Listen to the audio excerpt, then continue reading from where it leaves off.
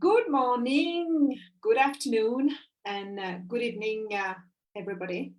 I'm glad today it's Monday. I'm back with you, and I'm sure you're happy to be back with me as well. So today I've got a guest all the way from Europe, from Germany. Welcome, Daisy. Daisy, we met in a workshop, and we just clicked straight away. So I decided to invite Daisy. So Daisy, welcome. Thank you very much. And before she starts with the presentation, the talk, the topic she's passionate about, I would like to introduce Daisy. So Daisy Hilbrands is Danish and lives in Berlin, in Germany. And when she's not traveling in a van with her cat, she enjoys deep conversations, having guests for dinner and art, and both looking at it and creating it herself. She's passionate about communication.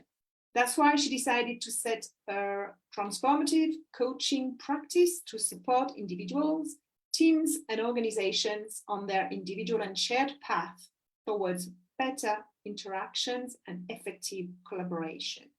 Welcome. So Daisy, thank you very much. And today you're going to talk about communication, because I know it's your passion, and especially how to facilitate in an introvert friendly way. So tell us about this fantastic topic. Yes, I would love to. I will start a little bit about what you say, introvert and extrovert, because it is a little bit of a buzzword. It is also, there is popular opinion and the scientific opinion of what is what. So when I talk about introverts versus extroverts, the distinguish I make, and also what I make when I set up exercises in facilitation, is an introvert is a person who likes to go over their thought process in their head before they speak. An extrovert is a person who likes to process their thoughts while they're speaking. Okay. So that's the difference I normally use between introverts and extroverts. There's also quite a lot of other of how they gain energy and things like that. But they are more, what you say, they don't fit for every introvert or every extrovert, because we are all a mixture of both, depending on which setting we are in. And probably depending as well on the environment.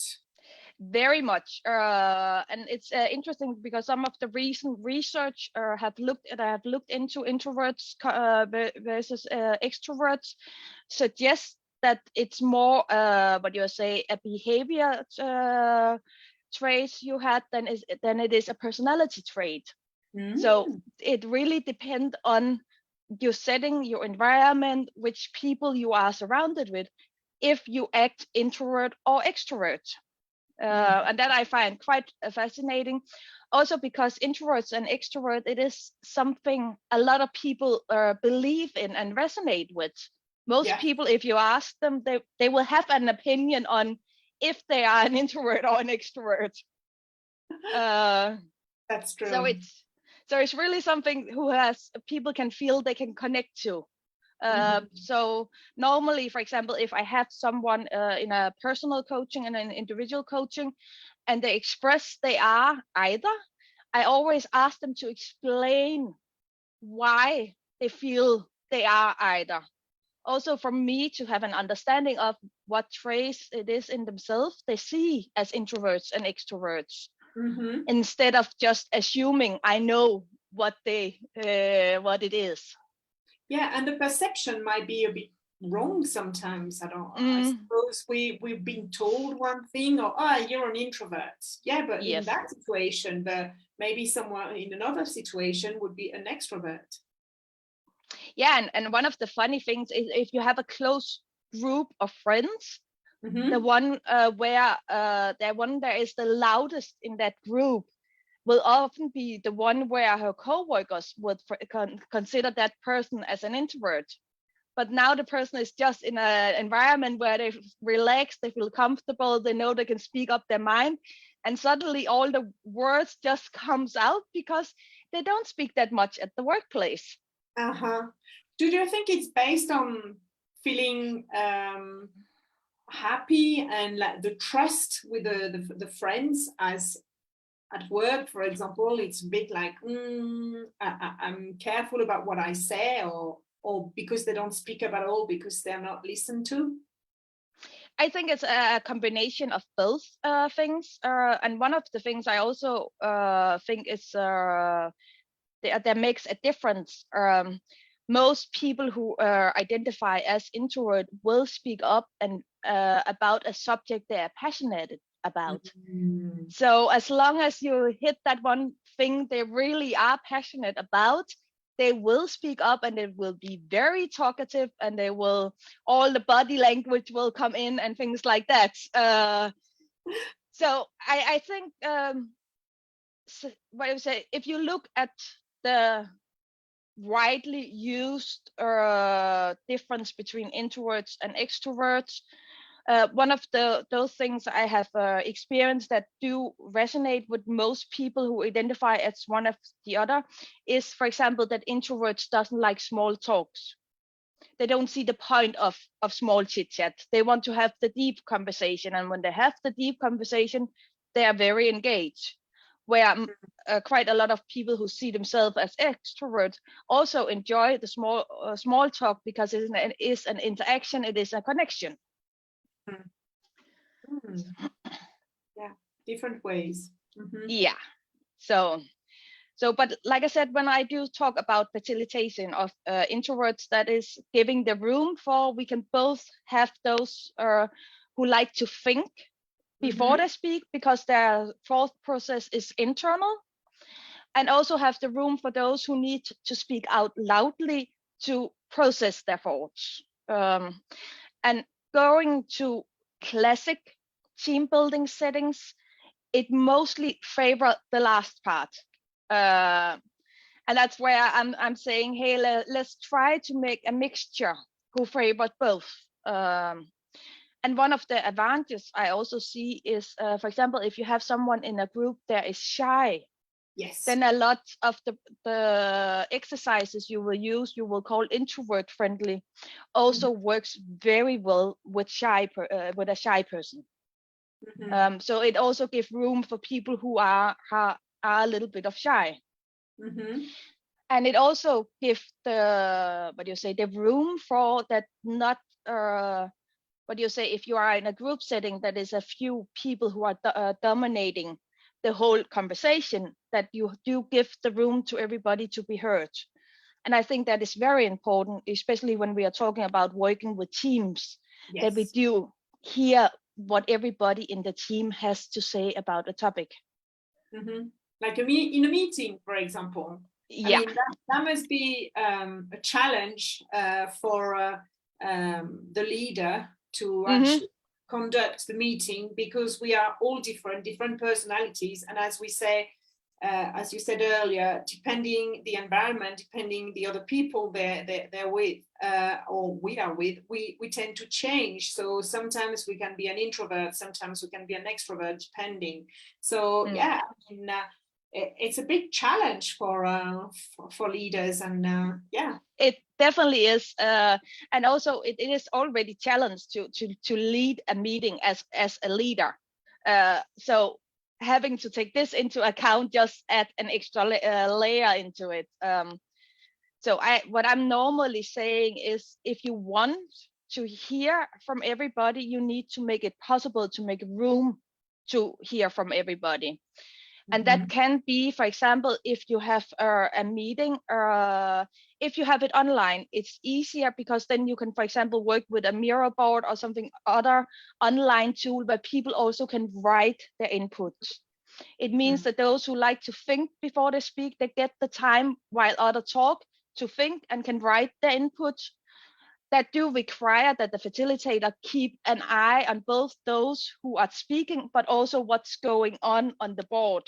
Yeah, or in the chat, for example. Yes, exactly. Yeah. So it does require that you put your attention a little bit of a different places, but you can do that. And the more you get used to it, the easier it becomes over the time. For example, if you are meeting in person, that can be more difficult. What I like to say is, for example, if we're going to discuss a topic that is saying, hey, we do all reflect 2 minutes in silence before we start the discussion. So it means that everybody can focus on what is the discussion is going to be about. Yeah. And get their thoughts put together. If you're the type who needs to speak to put your thoughts together, then 2 minutes you can look out the window. It's not that long. So there is room for both, but it gives a little bit of getting both types the room to find their voice and to speak up. Mm-hmm. That's true. Yeah, I've never thought about that, because in a previous life I was a sales manager, so I had a team. So and I wish I had known about that, you see, at the time, because yes, I recognize now that some people were more introverts, and they didn't want the light on them. So yeah, and another thing, I also, depending on the what you say, the setting of the team and how they interact with each other. But sometimes I'm also saying, hey, we have a group where there are some people who are very talkative and some people who are not talkative at all. And then just going, what do you say, a little bit back to old time and say, we do have a speaking token and you can have it for 1 minute. Then it goes back. Then it goes back on the middle of the table, and only the one with the speaking token speak. Mm-hmm. Yeah. Or he's allowed to speak.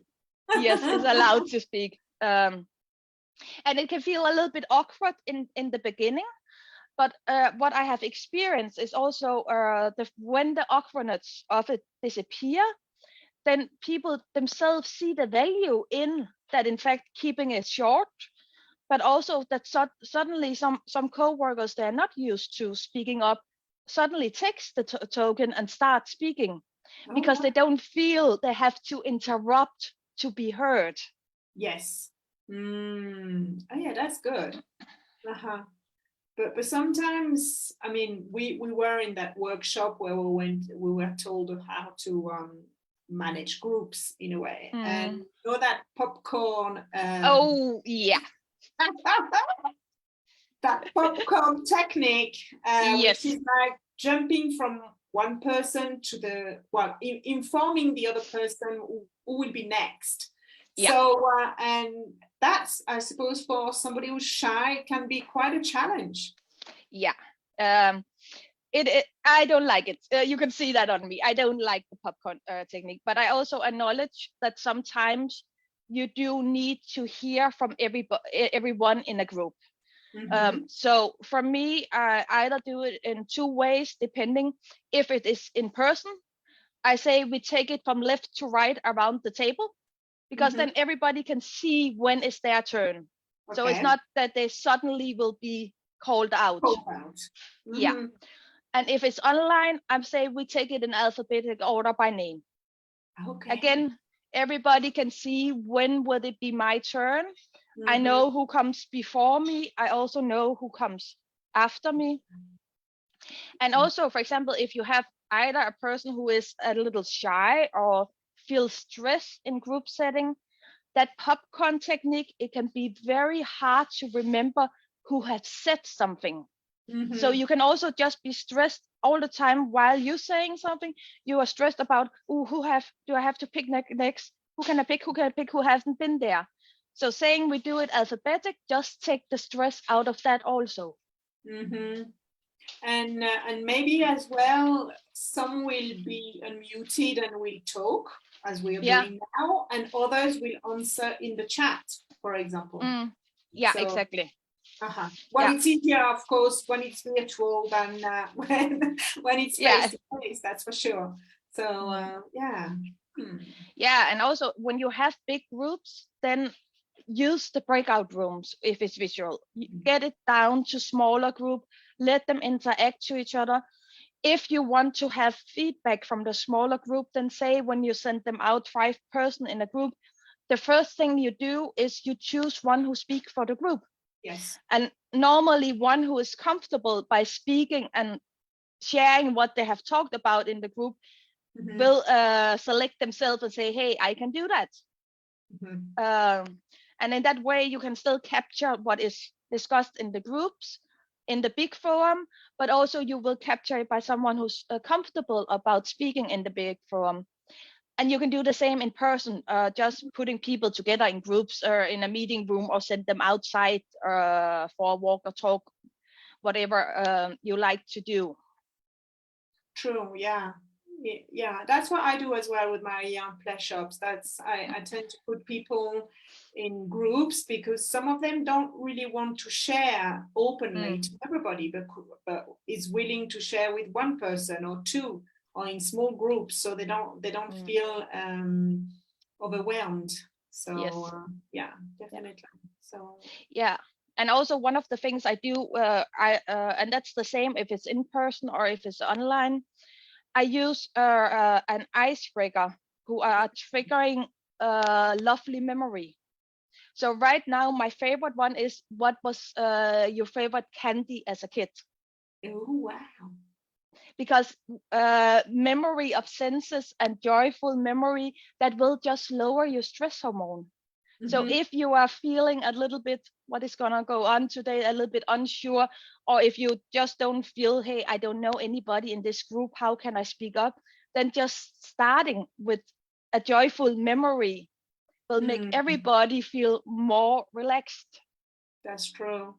Well, I use another one. Is just like, give me two lies and give me a truth. Yes. And people are like, what? Well, yeah, just lie to me. Making something up so huge that I know it's a lie. Yeah.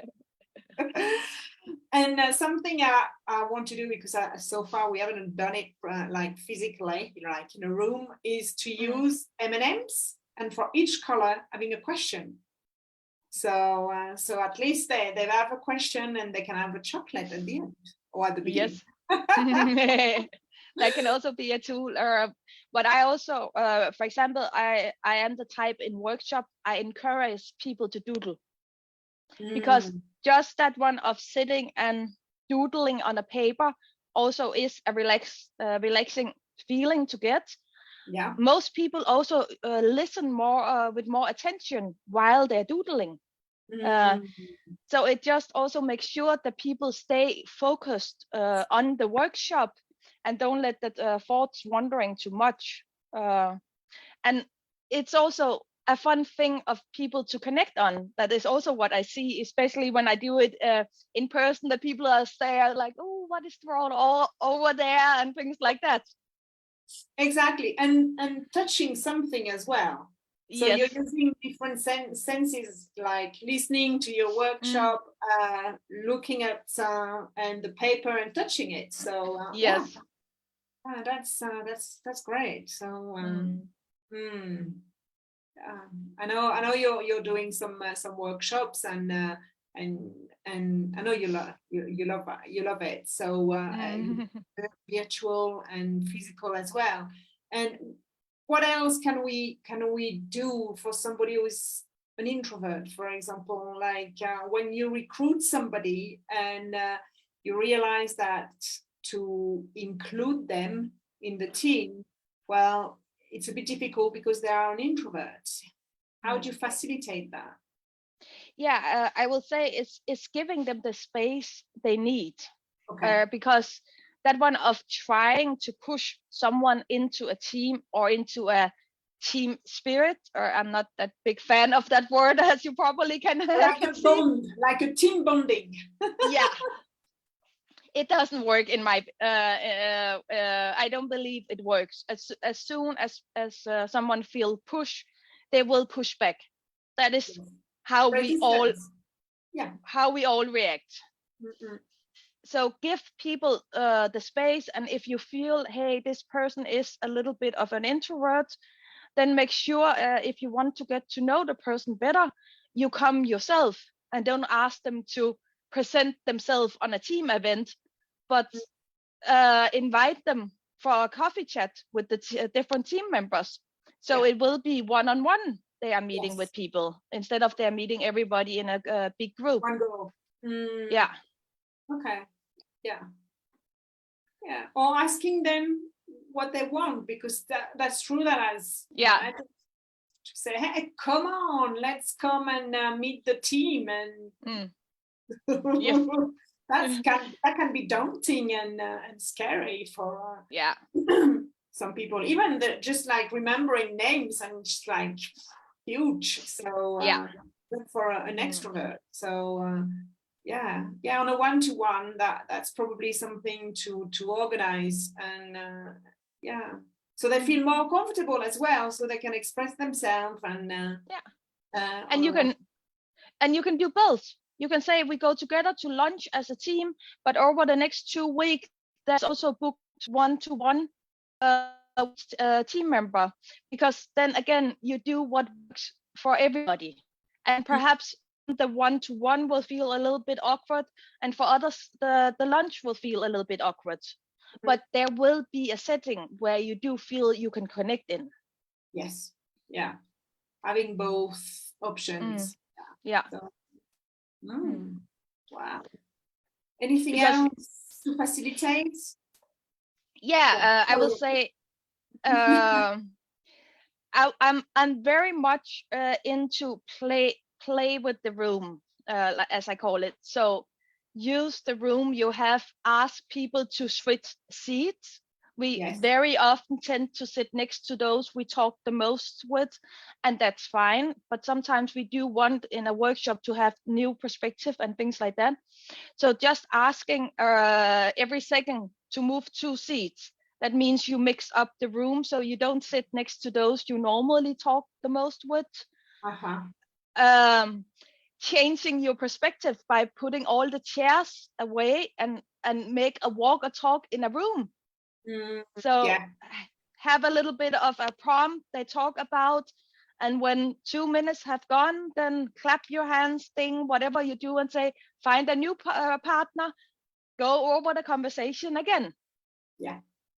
So getting people up and use their body also. When you do facilitate, you do something with the energy of the room. But also one thing I'm also very keen on when I facilitate, I do say when there is the break, I keep the break. The break is long enough. If someone feel they need to withdraw and just rest their head, there is room for that.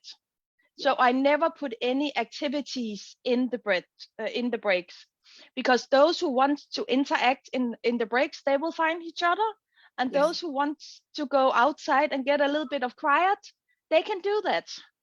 Yes. Yeah. That's true.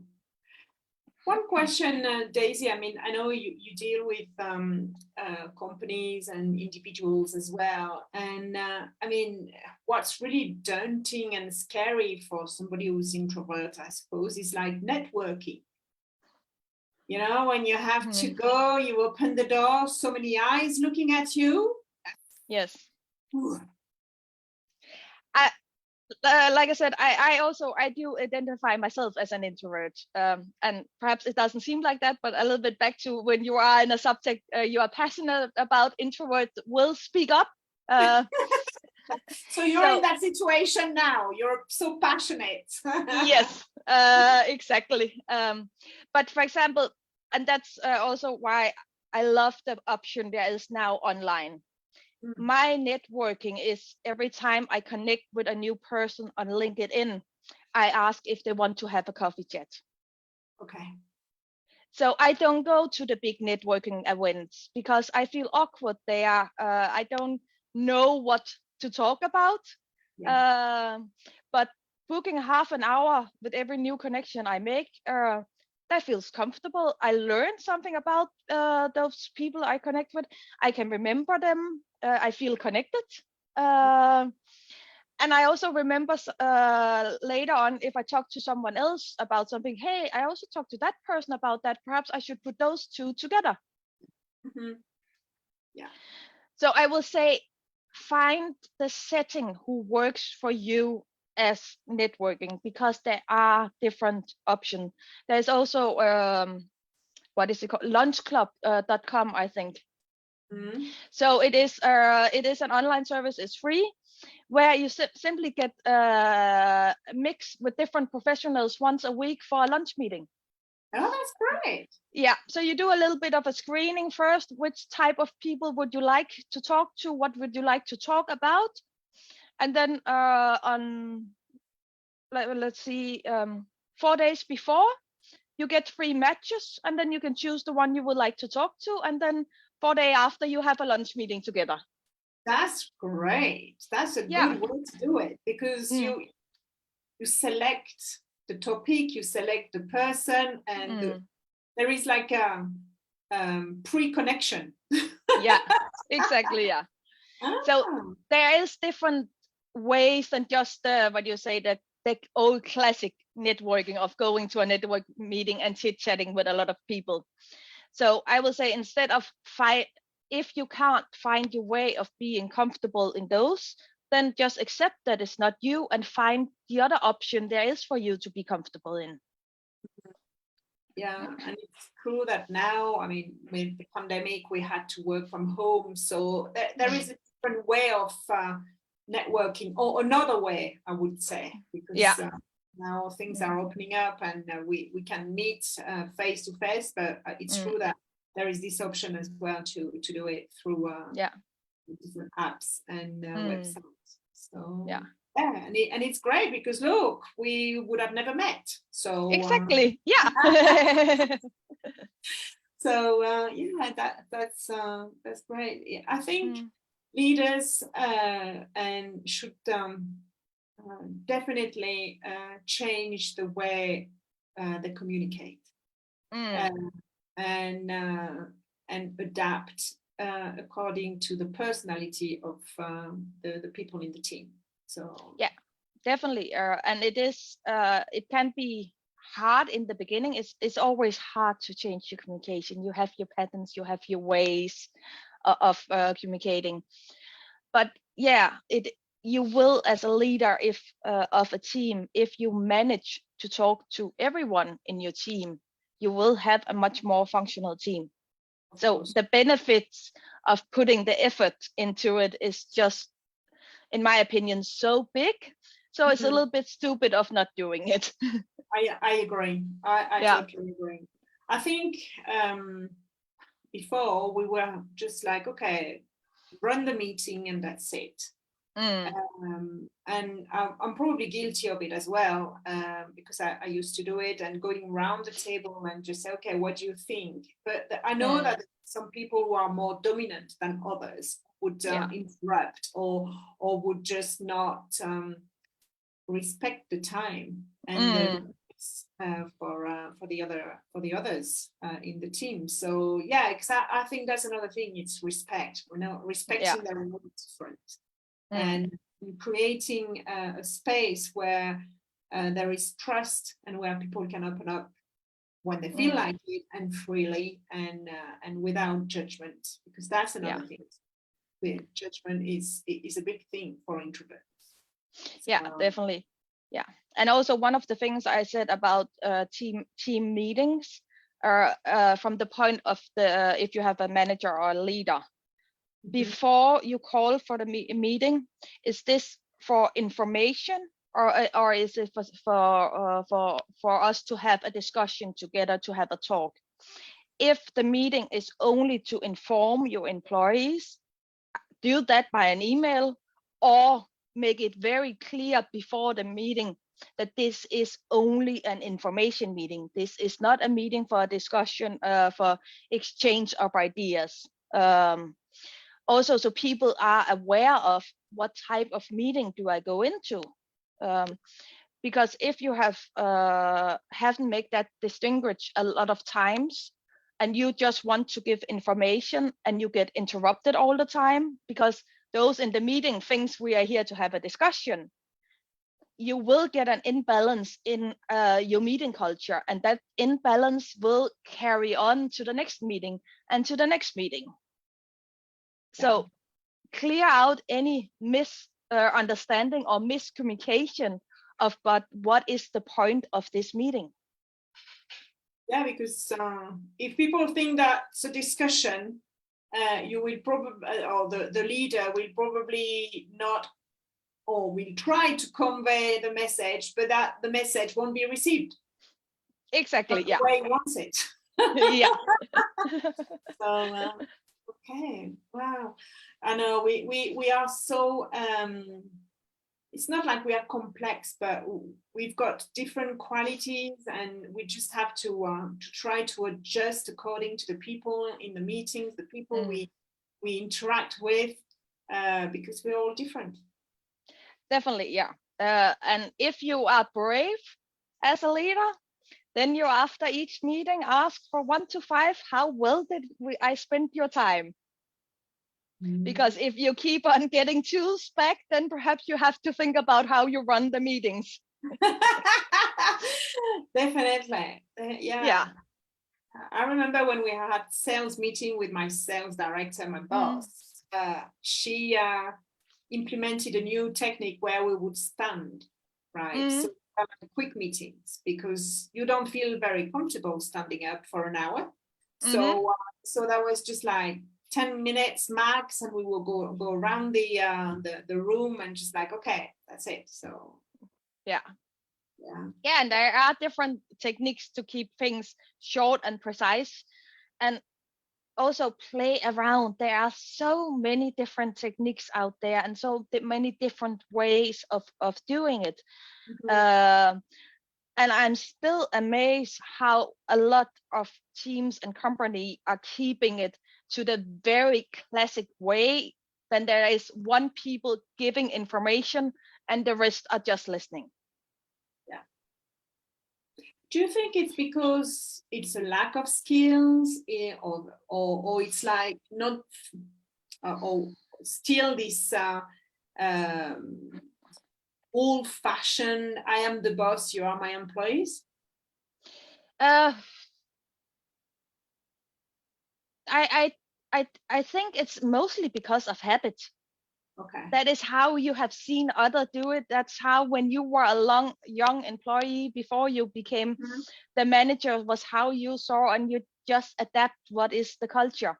We are so, as humans, we so fast copies what we see around us to fit into a culture, because we all want to be part of a culture. That we sometimes doesn't even questioning what we are copying.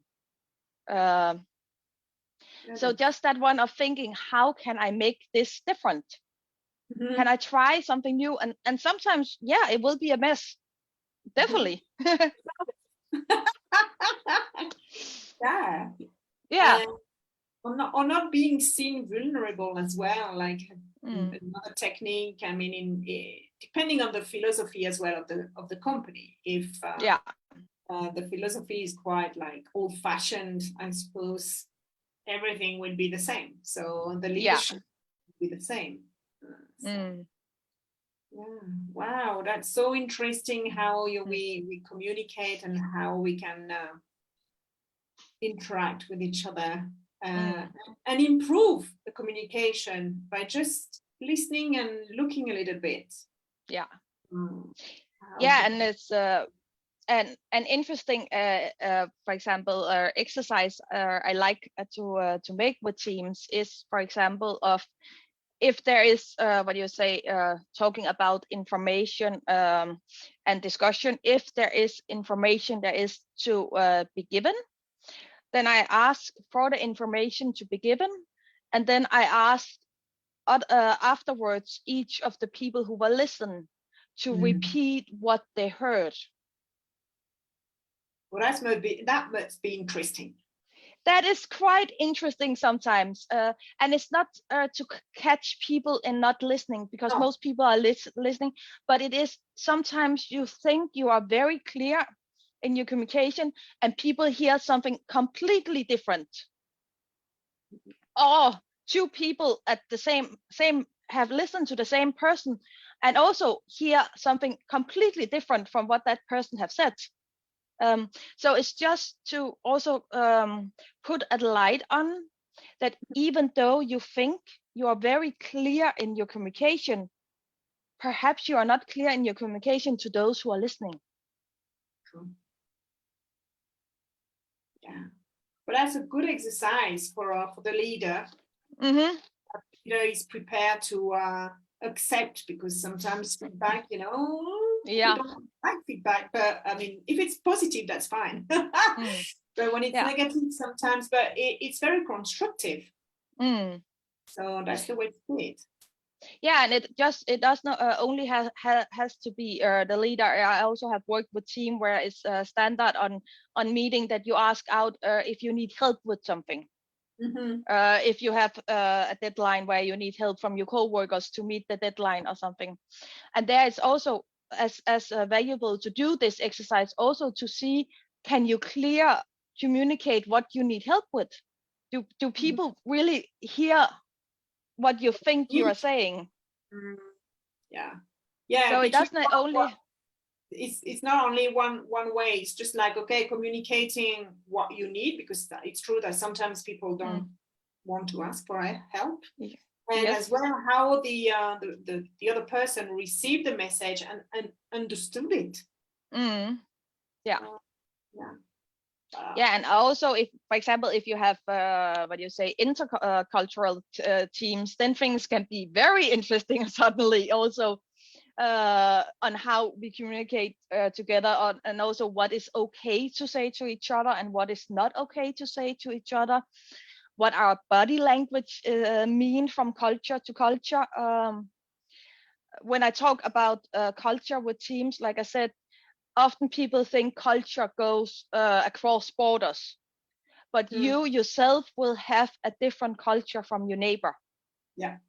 Even though you live in the same country, in the same city, on the same street, just with coming with different upbringing, different values, you do have different cultures from each other. So remember that also when you are working with co-worker where you think, hey, we are the same. No, perhaps you are not the same, because we can be very good to be very inclusive when we can clearly see that people are not a person who's normally part of the company culture. But sometimes we also forget to be inclusive with our normal co-workers. True. And we are so good at assuming. Oh yeah, that's one of my favorite subjects when we talked about communication, and I think it's the root of all evil in communication. That is assumptions. It is really something, and it's so what do you say? Your brain does it, and it does it to save energy, and you can't stop it from doing it. So that's the first things you need to accept. You will always make assumption. That you just need to be aware of. You are always making assumption, and then start questioning your assumptions. So what I normally say when people ask, how do I know I have made an assumption? Like I said, if you get surprised by someone's reaction to what you are saying or to one of your action, then you made an assumption, because your brain had already played a little movie about what was going to happen. Yep. And when that didn't happen, you became surprised. And sometimes it's good, and sometimes it's not a good surprise. Yeah. Yes, exactly.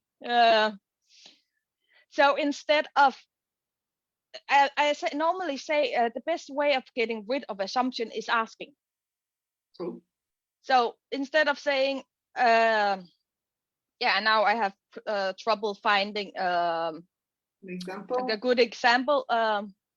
Instead of what you say, assuming that one in your team will be a good person to make a workshop on a subject, then ask, do you want to make a workshop on this subject?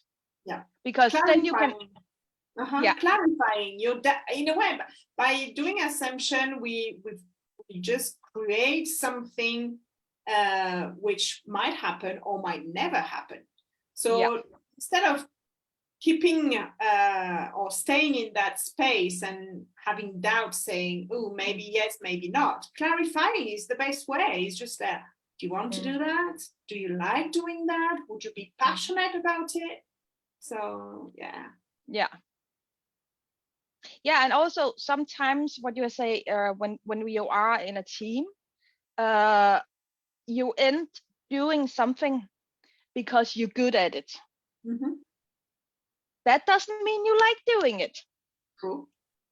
So also, before just automatic giving a task to someone, ask them if they want to have the task, because it can be that the person is so tired of always being the one who makes the big data sheets and want to have try to do something new, and they can see it's someone who would really like to try this, but feel they can't say, hey, I would like to try because, hey, we have this one who does it amazing.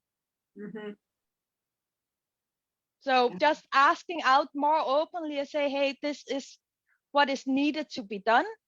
Who is interested in doing it? That's true. Yeah, giving the chance to somebody else, and maybe with the help of the one who's really good at it. The person exactly. Communication is, but assuming that's assumptions, that's something right. And also. And also you get the advantage of, if you in the situation of asking if someone wants to do a task and you get a new one who wants to do it instead of who's doing, that will mean at some point you have two persons who can do the same. Which also means you're not that vulnerable if some person is sick or is on holiday or is on a conference or business traveling. So just by having people doing more things out of their interests also means that you get a team who works much better together and carrying and helping each other. True. Yeah. Good point, Daisy. That's great. That's true. Yeah. So you actually help them to diversify, and at the same time, you are comforting the team and the way they are. They can help and make sure that you're not left without anybody doing the task. Yes, that's for sure. Well, Daisy, thank you very much. Is there anything else before we talk about your workshop? Oh, I think we have been good around right now with quite a lot of information around. So tell us about your workshop, because I know you do workshops in Danish and in English as well. So come on, tell us. What you say, besides what I do with teams and for companies where it's very much that is on communication and it is on team alignment and team assessment. Then I also do online workshop for everyone to join. And right now, I will have this week, and that one is in Danish. So that is a little bit of a narrow area, but I will put it up in the weekend again in English of how to use a bullet journal for goal setting and mindfulness. Great. Yeah, because next year is coming just around the corner. Yes. And also I am a person myself who use bullet journal very much. I have one each year, more than one. So I do use the tool myself. And also just by writing down your goals. So set down, reflect, and write them by hand. Research have shown you have 60% more reason to get through with your goal. Okay, more retaining, more connection than if more connection, more you also feel more obligated when you have written it by hand. Wow. Yeah. So it is a very good way of working with your goals is to go a little bit old-fashioned and do it in a journal. Great. So the workshop is what, 2 hours, an hour? It's 2 hours. So it's built. I always let because it depends a little bit of who is coming and what their interest is. So I normally ask like I said, I cover 3 things I think a bullet journal is wonderful for. So that is mindfulness, is goal setting, and it's routine and habits. And I ask what people are interested in. Okay. So if there is a minority interested in goal setting, I will spend more time on goal setting than I will on mindfulness. So a little bit of a feeling, and it also depends on the questions and things like that. But I do always afterwards share all my material. So if there's something I didn't cover, then you will at least have the templates of what it is. Okay, wow, that's fantastic. So this week, you're going to put the date on your website for the English one. Okay. Yes, and they will be before. I think when I look at it, it will be mid-December. Mid-December. Yes, and around this time again, because that works very well across time zones. Yes.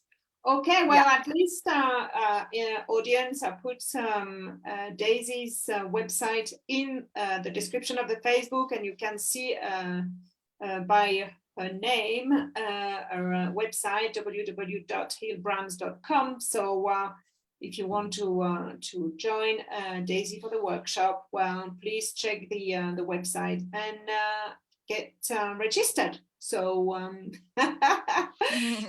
Daisy, thank you very much for coming, and come back next year. I mean, next year, just around the corner. I can't believe it. Yes. And next week, my guest was on the talk show a few weeks ago.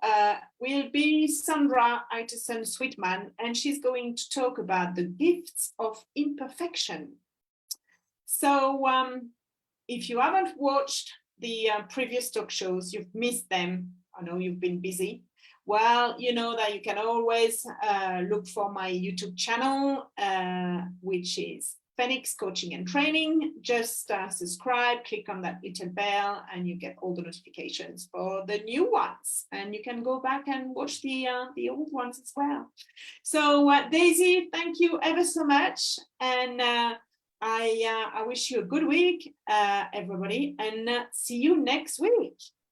Bye. Thank you very much. Bye.